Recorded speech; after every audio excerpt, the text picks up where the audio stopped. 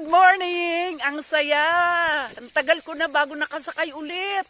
Guys, oh, ito na, kalabaw.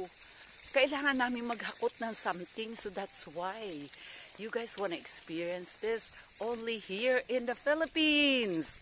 Oh, yan.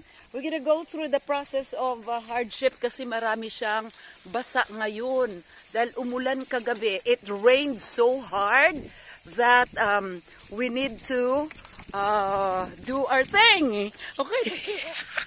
Ayaw mo sumakay? Eh, paano mabilis? Baka masugatan ka. Wait lang. Eh, pahinto mo muna siya. Pahinto mo muna siya para hindi ka mahirapan.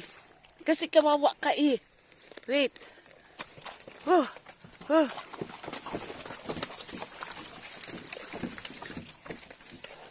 Guys, it was something. Oh. Okay. Pag mamaya ibaba mo na ako ha, para hindi na siya mabigatan ha. Pagkatapos dyan, okay na rin yan ako. Pwede na siguro? Sige, babay muna. Ito na ako. Yan na oh.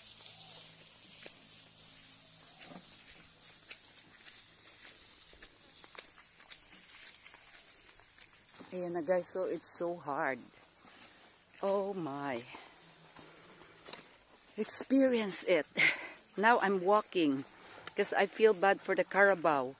The carabao has to keep, traveling. Used to be the car can pass through here, but there's a super solid rain and the soil is softened, and of course, obviously, there was like a lot of cars passing through, and then the tractor, so really it softens the whole soil. Now that's how it looks like.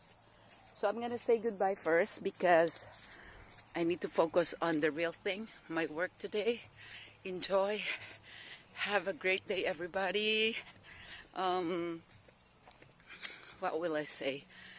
If you want to experience the Philippines, if you want to experience simple yet rewarding moment, contact me. But if you really want to live a luxurious life, there's always that option here. Take care, everybody, and God bless. Now I'm nearing the highway, so you can see there's car in there. Okay, the most efficient transportation is the carabao, the water buffalo, and the carroza, the cart. Bye, everybody, and good day.